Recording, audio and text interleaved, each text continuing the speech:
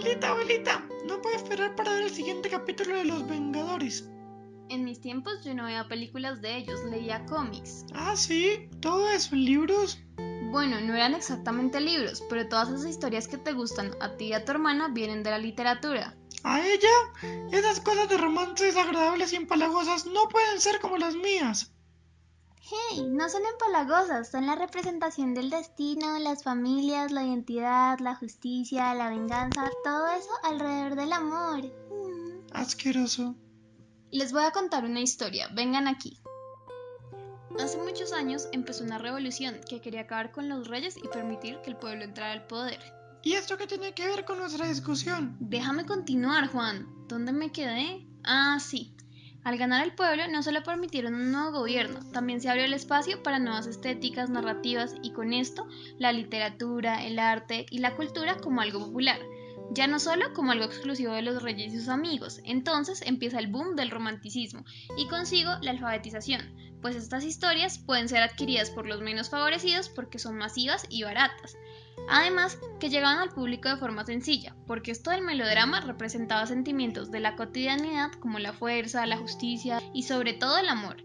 Asimismo, los estereotipos de estas tramas lograron crear personajes con los que la gente se sentía completamente identificada y encontraba un mundo conocido. Tenían un contenido simple, basado en estereotipos y en sentimientos básicos, como hoy en día historias como las tuyas o como las de tu hermana. Creo que vamos a necesitar algunos ejemplos. Vamos a ver, ¿saben qué es el folletín? ¡No! ¿Lo follé aquí? Bueno, después de las conquistas de la Revolución, los periódicos incluyeron pequeños capítulos de novelas en la franja baja, o como pequeños cuadernillos o folletos que sucedían cada día y cuya acción termina en suspenso para suscitar la curiosidad del lector, y por tanto, sin continuidad en la lectura. La innovación fue todo un éxito y permitía la venta masiva de periódicos. Ejemplos de esto son historias que han escuchado como Los Tres Moscateros, Madame Bovary, El Conde de Montecristo e incluso Los Miserables. ¿Qué? ¿Empezaron el folletín? Claro, antes estas grandes obras podían ser vistas incluso de mal gusto, igual que con el teatro y Shakespeare. Esos que ahora ustedes consideran los grandes maestros eran como el reggaetón de su época. Un momento, ¿Shakespeare?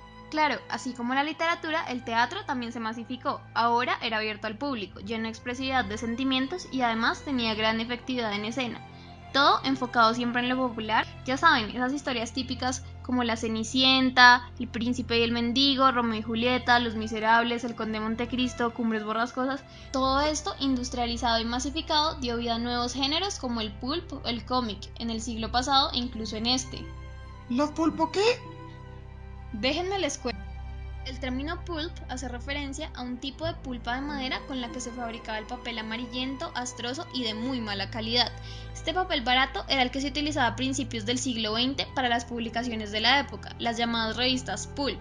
El contenido de los pulps es literatura de tipo extrovertido, concentrada en la acción misma. Las portadas sugerentes, llamativas y llenas de color. Después, el lenguaje sencillo, directo y muchas veces obsceno y repulsivo. Por último, los relatos, absolutamente ficticios con la única intención de entretener y provocar el sensacionalismo. Es más, los escritores del pulp eran en su mayoría excesivamente tímidos, huraños y solían vivir encerrados en sus ideas visionarias o en sus propios horrores, y la máquina de escribir era su única vía de escape.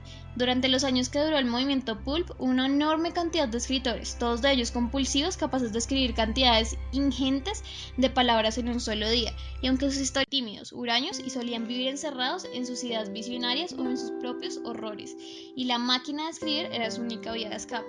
Durante los años que duró el movimiento pulp, una enorme cantidad de escritores, todos de ellos compulsivos, capaces de escribir cantidades ingentes de palabras en un solo día, y aunque sus historias se vendían bien, incluso muchos de ellos llegaron a tener fans, el público seguía a sus escritores que se escondían detrás de seudónimos y anonimatos. Sin embargo, todo esto se acabó porque la sociedad cambió, y todo lo que parecía fascinante se convirtió en objeto de censura. Además, con las crisis y las guerras, se dice que ya los americanos no tenían ni para el papel. Pero cuéntanos de lo importante del cómic.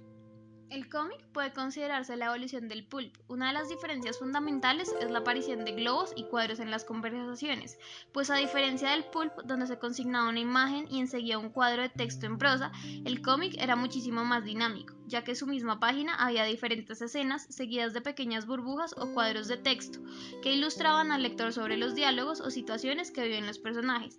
Toda su magia estaba contenida gracias a las historias de superhéroes, críticas, políticas o simplemente cotidianas que eran llamativas para los lectores. Se refleja la vida de una sociedad, pero también se busca imponer ideologías. Una forma simbólica, una carga estética de origen popular que inserta ideas en los lectores. Los personajes del cómic estaban muy ligados con la realidad actual, como es el caso del superhéroe que salva al ciudadano de a pie o del detective que resuelve un caso controversial de una manera muy sencilla. Además, los actores del cómic eran personajes con cosmovisiones diferentes del mundo, visionarios para la época, pues a diferencia del pulp, el cómic se encuentran personajes ejemplares que sirven de modelo y de rol ideal para el grueso de la población. Hoy incluso el cómic sigue vivo. Es más, debido a su amplia aceptación, el cómic ha dado origen a películas, series y una amplia gama de productos de consumo. Todo esto herencia del folletín y de la Revolución Francesa. Ahora ven que sus historias no son tan diferentes. Romántico. ¡Wow! Sigue siendo asqueroso.